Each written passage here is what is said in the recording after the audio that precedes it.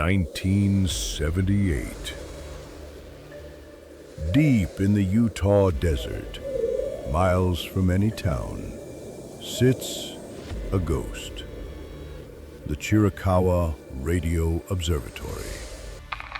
1 week ago, it was a top-secret government project, listening to the whispers of the cosmos. Today, it is utterly silent. A recovery team breaches the doors. The place is empty. Half-eaten meals are left on tables. Coffee is still in the cups. The 5 scientists stationed here have vanished.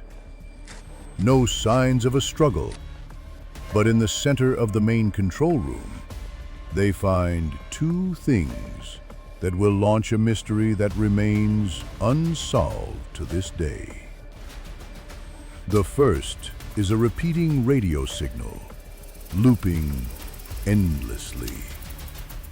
A sequence of numbers, followed by a calm female voice saying the same 5 words over and over again. The cradle is empty. The second is an object, a perfect black metallic sphere, hovering silently a few inches above the floor, absorbing all light. It is cold to the touch and completely unexplainable.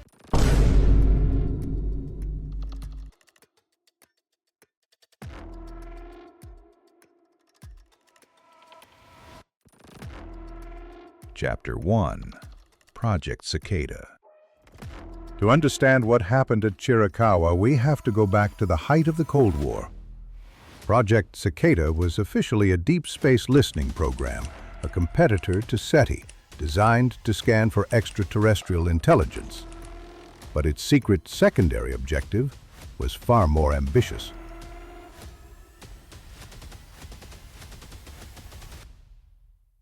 The project was led by Dr. Eris Thorne, a brilliant but controversial astrophysicist. Thorne believed that space wasn't just empty. He theorized that with the right frequency, a powerful enough radio telescope could do more than just listen.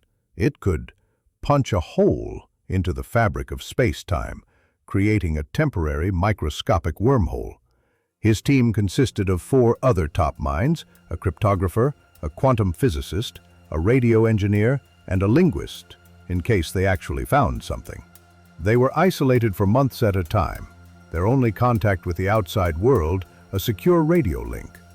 They were the perfect team for a mission that was deemed both groundbreaking and incredibly dangerous. Chapter 2. The Final Transmission. The official log from the observatory shows that on the morning of November 5th, 1978, everything was normal.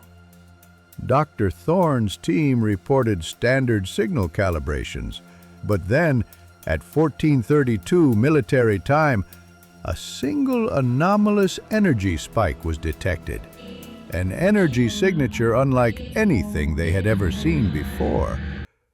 For the next 2 hours, the observatory was a flurry of activity. Dr. Thorne believed this was it, the moment he had been working towards his entire life. He directed the massive radio telescope to focus on the source of the signal. The energy consumption of the observatory skyrocketed, drawing power from the entire regional grid. And then, at 16:47, the final transmission began. It wasn't a distress call. It was a calm, automated broadcast. First, a repeating sequence of numbers, a seemingly random string that cryptographers have failed to decode to this day. And after the numbers came the voice, a synthetic female voice. It spoke only 5 words, repeating on a loop, until the entire observatory abruptly went dark. The last words ever heard from Project Cicada were, The cradle is empty. Chapter 3. The crime scene. When the recovery team finally entered the silent control room, they found the object. It was the only thing in the room that seemed out of place. A perfect sphere, about 1 meter in diameter, made of an unknown jet-black material that absorbed all light. The sphere defied all known laws of physics. It was completely inert, emitting no radiation, no heat, and no energy. It was cold to the touch, despite the desert heat. Scientists tried to analyze its composition, but they couldn't even scratch its surface. They tried to move it, but it seemed to be locked in its position by an unknown force. It was a perfect object of impossible origin.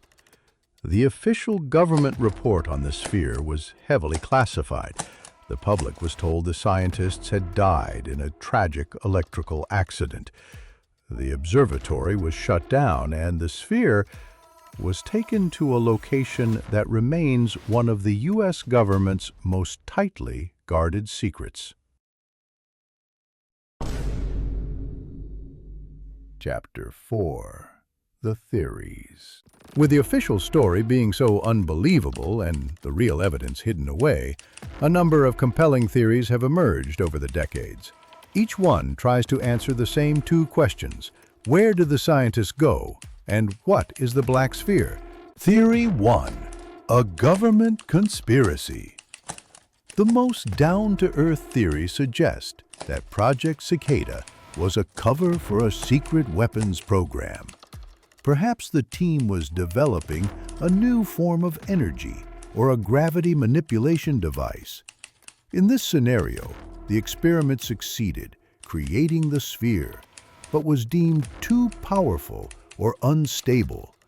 The scientists were taken into custody and given new identities, and the project was buried to prevent the technology from falling into Soviet hands during the Cold War. Theory 2. A catastrophic scientific accident. This theory takes Dr. Thorne's wormhole hypothesis seriously. It suggests that the team actually succeeded in punching a hole in space-time. The sphere is not an object they found, but an object they created. Perhaps a contained stable microscopic black hole, or a piece of another dimension. The final radio message, "The cradle is empty," could have been an automated warning that the experiment was successful, but that the cradle, our reality, was now exposed. The scientists were not taken. They were likely annihilated in the process. Theory 3. First contact.